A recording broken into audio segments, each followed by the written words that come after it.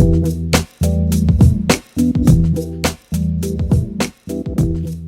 hi everybody, it's Doug, and today we have a lot of business to cover. Ultimately, we're going to be picking this gorgeous Lockwood, and as a preview, some of you might immediately know where I got this from, but that is after I do my usual parade of locks. So, I've been busy buying again, and first of all, this one I've already had for a while. I used this in my, I at least showed this in my video about pancake locks and about impressioning and all of that. But this one I got from Chris Capune, has the arched top there and so on. Beautiful lock, my very first pancake. But over the weekend, I was at a flea market and managed to pick up this beautiful one. Now, the reason that I loved it so much was that, first of all, it's got the different style shackle with the hex kind of side there, the stop sign top there on it, but also because the back, unlike any I've ever seen before, has the Miller logo in a box. And my friend Bill, the locksmith, told me that this is referred to as the Miller in a box. So this one, first thing I did, it came to me without a key, and I took my homemade impressioning rig, and let me see, I should be able to demonstrate that. Got the impressioning rig in there and managed to impression it to make that pattern, from which I then created a key. So I've now got me a working key to go along with the Champion 6-lever Miller in a box. And thanks to my friend Bill, who also got me these blanks, so I was able to make that key. So that is purchase number one.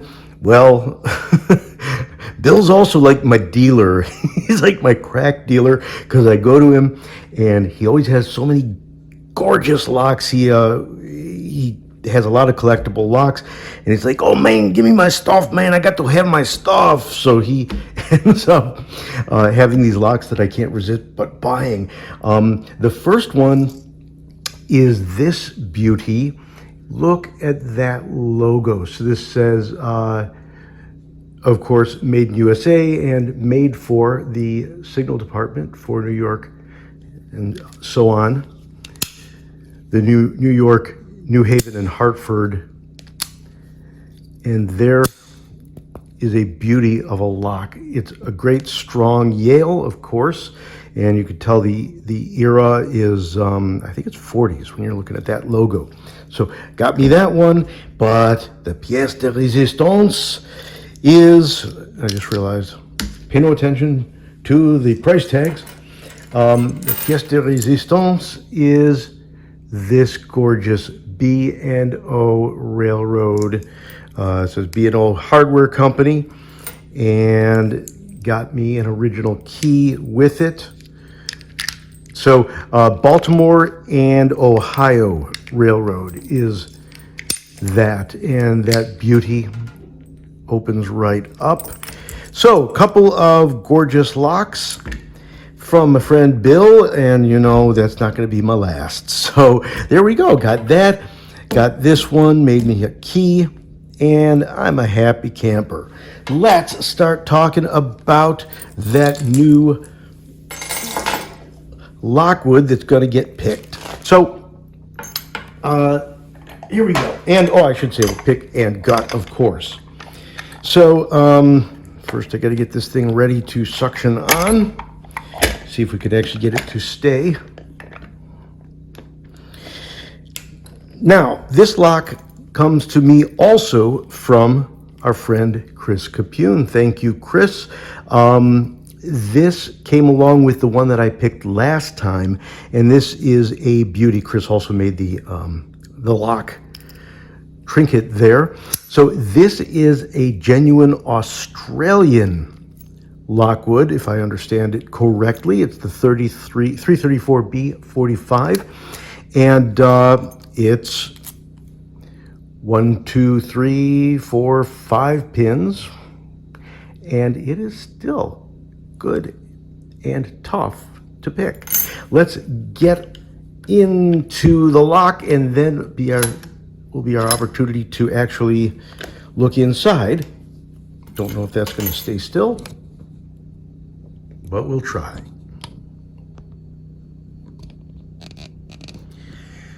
All right. And I'm going to do the same thing I did last time.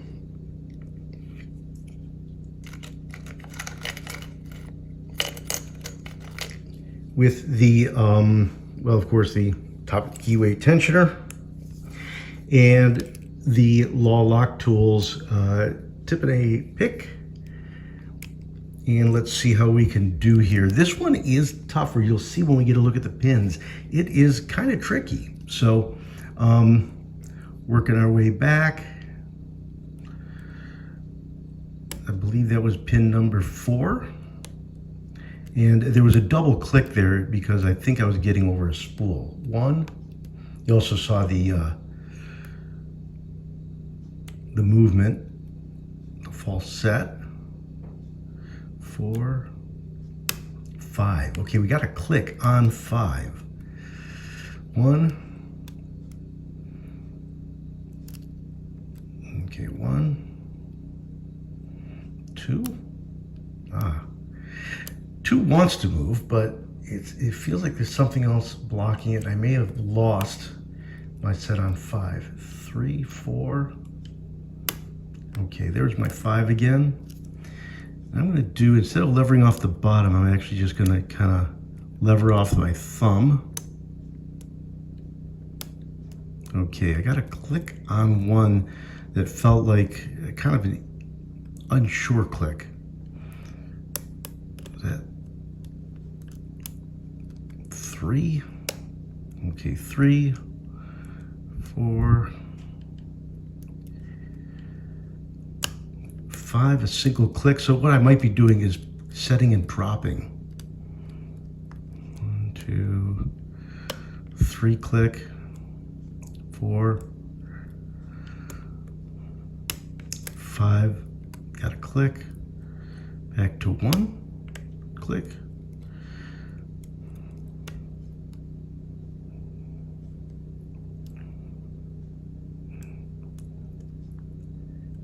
5 again. This is what I call picking in circles, because you tend to not get the full set. That's kind of a spongy 3. Now a solid click. 4 now. So, you know, win 1, drop 1, 1. Okay, something's going on with that counter. So I think I better start levering off the bottom again. 1, 2, 3, 4. Okay. Something made that turn. Back at 5 that did that. 1, 2, 3, 4, and 5. Back to 1. So something happens there when I try to set 2. It like half sets. 1, 2, 3, 4, and 5. And we got some counter there. False set there, I should say. But what I'm doing is I'm now starting to come at the pins at an angle like this. You can't really tell, but instead of attacking them straight from below, 3, that one actually set for once, 4, 5, okay, back to 1, 2, 3, 4, 5. Okay, that finally set. 5 at the back there, set. Then 1, 2, 3, 4. Back to 1, and I'm open. Okay, so that 5 at the back was the tricky one. Let's take a quick look at the key. Oh yeah, look at how high that 5 is. So you could see why that was giving me headaches, and I hope I didn't bore the heck out of everybody getting to that point. So let's get our gutting tools in place.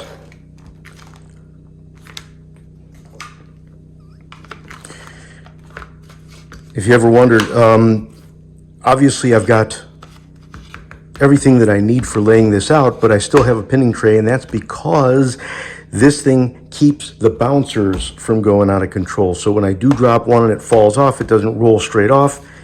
The mat is my extra protection. Let us see, I'll get you a little closer, but not go crazy.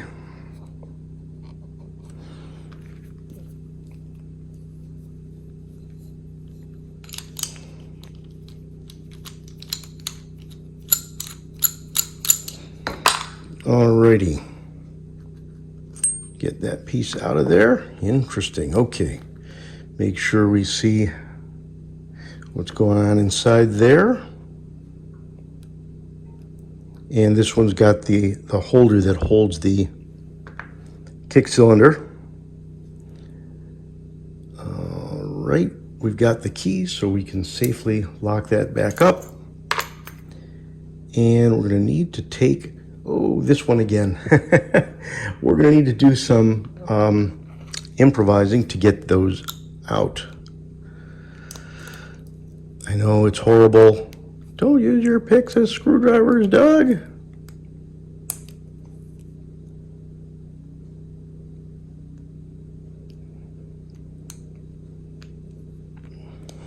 Okay, well, may have no choice. Let me just double check that this tip doesn't somehow fit. Okay, give me a sec. Now we got the right tool.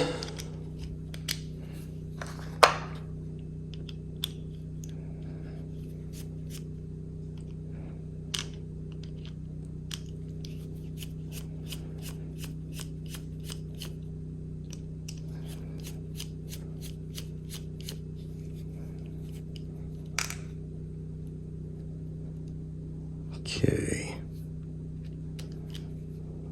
Feel free to fast forward. A little late for that. Okie doke.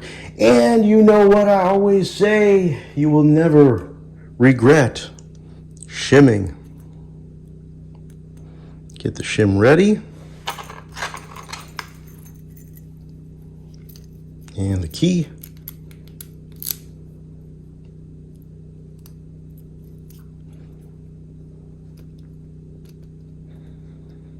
All right, shim's in place. Let's see what's going on inside of there. With the right sized follower.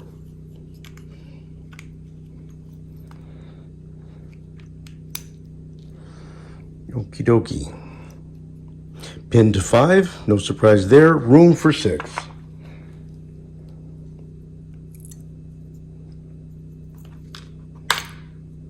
Two, 3, 4, and 5, which just went down there. See, didn't I tell you? There's that rubber. And time for tweezers. Get you a little closer.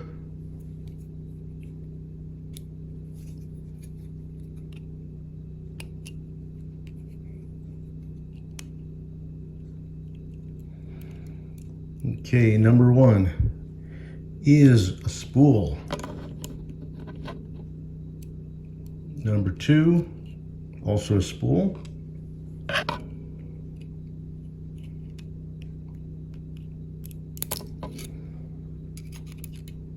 There's number 3, also a spool, but I'll show you a close-up of those spools once we get a little further. Back to the other end because it's easier.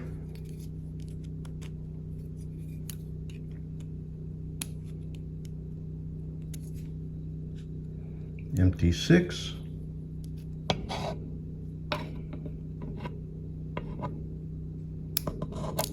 Number 5. Dump that. Also a spool. And finally, number 4, also a spool. So we are in the spool business, but like I said, these are not your average spools. If you remember from the Yale that I did picked a couple weeks ago, that one had some nice fat dumbbell ends on it and then a tiny waist in the middle. This has more of a lip to it, and that actually means it's very, very hard to pick out exactly what the shear line is. The pins themselves are, the key pins are pretty normal. Nothing unusual. A small, what do you call that? Chamfer or ledge on them that also makes the shear line hard to detect. But let's take a close-up now. Let you guys see exactly what's going on in there. And there we are. Thanks everybody for watching. This was a parade of locks followed by your Lockwood 33B, 33 through 4, 334B45 brass padlock, and a beauty that it is. Thanks everybody, take care. Please do like, subscribe, and feel free to throw me your comments.